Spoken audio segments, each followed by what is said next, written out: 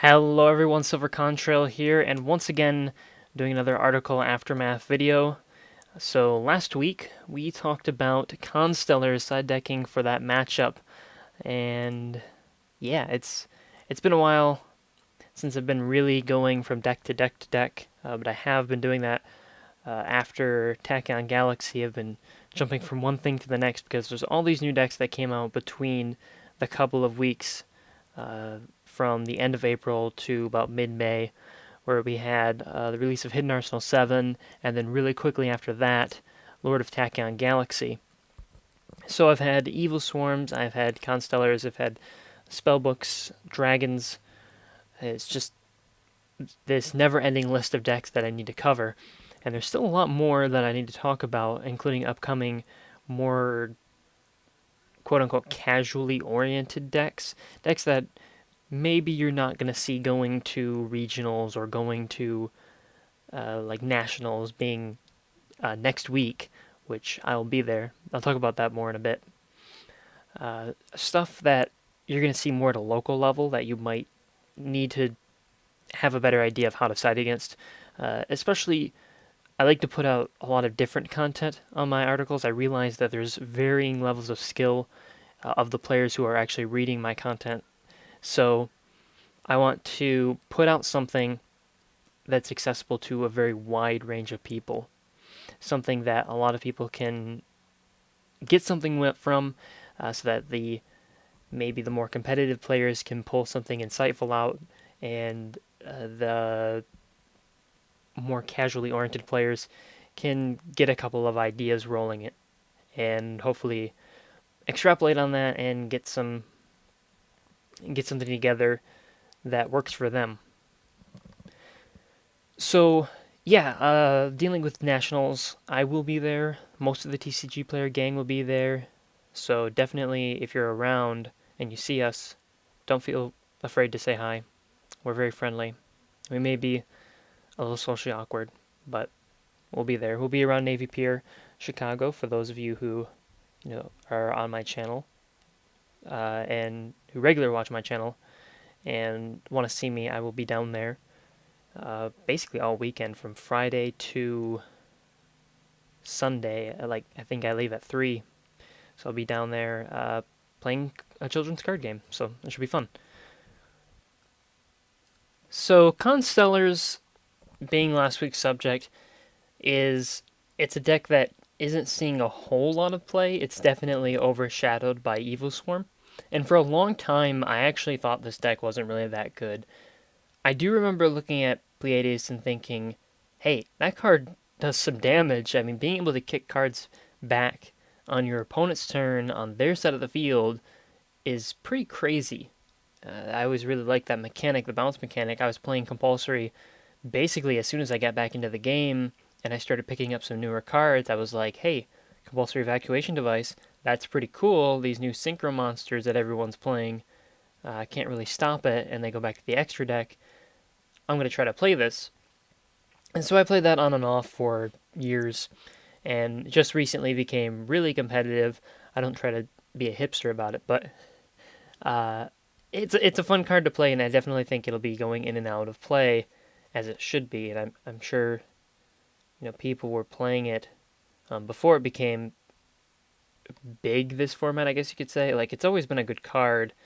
It just hasn't been the awesome main deck choice that it is now, and that's largely due to things like Ophion and actually Pleiades itself, as well as Dragosac and Big Eye, all those sorts of things, as well as the loss of monster priority, the ignition monster effects, being able to use their effects as Chainlink 1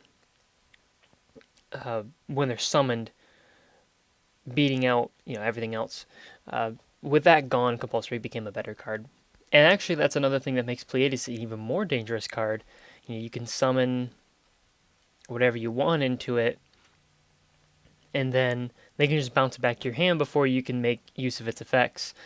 So Pleiades is pretty hard to deal with, and it's really the scariest card I feel in that deck.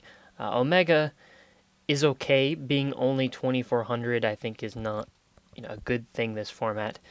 because there's a lot of ways to get over it, and it obviously loses to a fair few cards that can simply attack over it, including the mirror match. But you have to make it sometimes, and if you do, then there you go. And if you can sit an Omega next to a Pleiades, you're in a really good spot.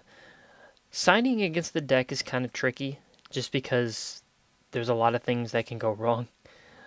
Definitely, all your anti-light stuff works, and all your anti-exceed stuff usually works. It's a lot less reliable in terms of being able to stop your spells and traps. It's not like it's got this on-theme lance that it searches from the deck. Unless they have Omega, they're not going to necessarily have a way to stop compulsory evacuation devices, Venus Chain, those sorts of things. Bottomless Trap Hole is a fair card. They can play a lot of tech. I wasn't really sold on the deck until I think Jeff Jones wrote his article, and then I read that, and I kind of got a feel for how that deck, how Constellars work as a really strong and a very competitive build.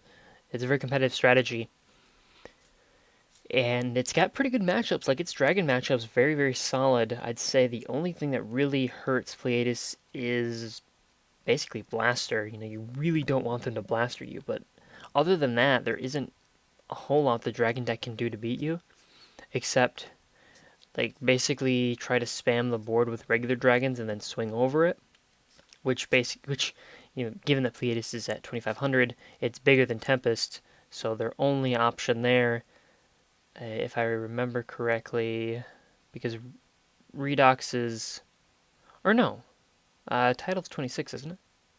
Well, okay, assuming they summon their Blaster or their Title, whatever, and then they swing over your monster, and you can kick them back to their hands, but it's not something you're really going to want to do. But that's why, like, if you look at Jeff Jones' deck list, it's got things like Vanity's Emptiness to stop that from happening, and it works really well in that deck, as well as Safe Zone, too. That's a big card. You can Safe Zone your Pleiades and then just kind of sit on it, and then repeat the process next turn. Obviously, you can go into the even bigger M7, which is a dangerous card on its own because it can potentially have up to 3 materials to detach. And I think it's a really good card to go into after you go into Omega and then grab M7 and have that and be able to kick back your hand traps. That's really crazy that you can just... It's got that Monster Reincarnation on a detach. It's extremely powerful, and it's something that... M7's a really strong card, and I feel that it's been a little overlooked lately. Rank 6s, in my opinion, the rank 6 is still, in my opinion, the best rank because it's got the best set of monsters, I think. And when the format changes over again, we're going to see Strike Bouncer become really important. Right now, it's not totally stellar.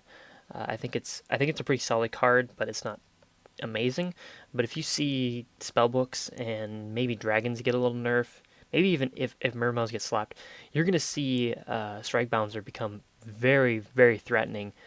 Being able to put that on the board and basically stop decks like Evil Swarm, decks like Constellar, decks like Gadgets, basically everything from doing any of their stuff because you can negate their effects, burn them for 1,000, and then you've still got this 2,700 beater on the board.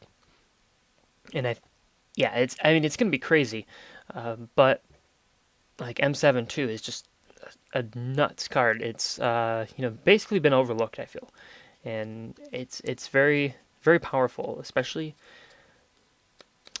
kicking back hand traps, but also it's kicking back your monsters, your stuff like your Sombres, is pretty good. So I think I had 2 comments.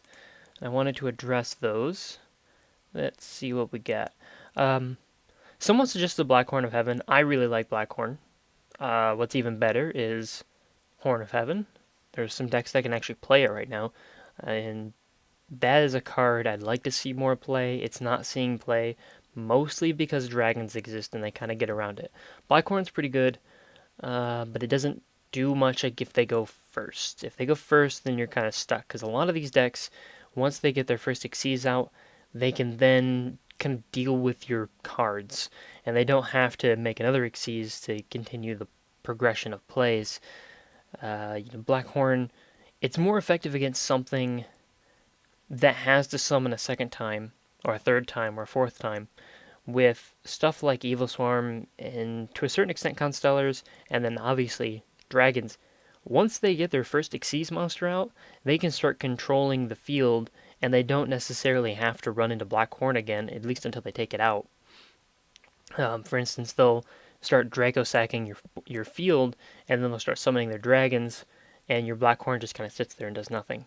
Against Constellars, it's a little bit easier because they go Omega and then they Chaos Xyz, which I believe, I'm pretty sure you can negate that when they overlay again for M7.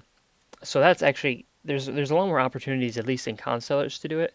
But if you're gonna side Blackhorn, it's probably the only matchup you're gonna be able to use it in. There might be a couple more. Maybe you can put it in against Evil Swarm. I would rather have something to proactively deal with Ophion than have something that negates it. But that's just me. And then the second comment, just talking about the things that they get around. They get around a lot because they don't play into Imperial Iron Wall. They can play around Macro. They can play around Soul Drain. They can actually play Vanity's Emptiness.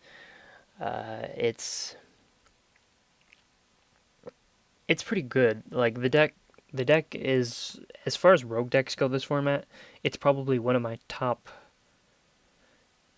Like if I were to make a top 5 list, it would definitely be in there for sure. And then I think you'd put, like, if you consider the big three to be dragons, spellbooks, and maybe Evil Swarm, you'd look at stuff like Constellars as being part of the crowd just beneath them. And I hate to use the tier listing, but I would say Constellars just short of being a championship strategy. Seeing a couple of decks top some pretty big tournaments, they don't have the player base right now in terms of having the results, so maybe that's an issue more than the deck's competitive nature. It's not the most consistent deck out there. The fact that it can't play a rabbit in its build kind of hurts it, but it does play pretty good with Eradicator. It plays pretty good with all the other side deck stuff that works well with it. It's got a very varied extra deck, which is cool because it's got the rank 5 axis, and then it's got the 6s, mostly the M7, which I think is pretty cool. And then it can play a lot of neat things. But yeah, I think that's pretty much all I wanted to hit upon. This week's article is going to be on spellbooks, so as I go forward, I do want to talk about more casually oriented decks. Like, what do you need to decide for your local tournaments, which is what most people are going to be playing in for the next couple of months as we go forward, because regionals don't kick over, right away. So, like, I did Constellars, and I think that's definitely a valid thing. I want to do Madolche, which I'm waiting until after Nats. I have my reasons for that. I may or may not know some people who are going to be running it, and I don't want to maybe screw them up. And also, I want to get more information on that matchup anyways. I'm going to be doing stuff like Laval and maybe some other generic strategies. It's hard to talk about anything casual right now just because it's like Nat season is coming up. You gotta talk about the important things because people are going to be going to Nats. Like if I'm writing about, hey, how do you side deck against Heretics? People are going to be like, why are you talking about Heretics when we need to talk about spellbooks? So that's kind of the reason I'm doing that. But now, as we go into more casual season, I don't see a problem with talking about those more casually oriented decks. Speaking of which, I had some people ask me whether or not I play online. And I do play on DevPro. You can find me under my YouTube name if I'm online or something. If you want to play, just like shoot me a message or something. I'll be fine for that. And then Yeah, we can play some stuff, whatever. I'm going to be spending the rest of the week testing for nationals. I'm going to be playing in some last chance qualifiers, and if that doesn't go well, then I'll be playing in side events on Saturday, which is totally fine with me. I'm mostly going there actually just to meet with some people, which I think will be a lot of fun. And that seems to be about it. So I guess I'll wrap things up here. 15-minute mark. That's probably good. Not too long. Yeah. So yeah, that's it. Thanks for watching, and of course I'll put the links to the articles in my description. And until next time, then.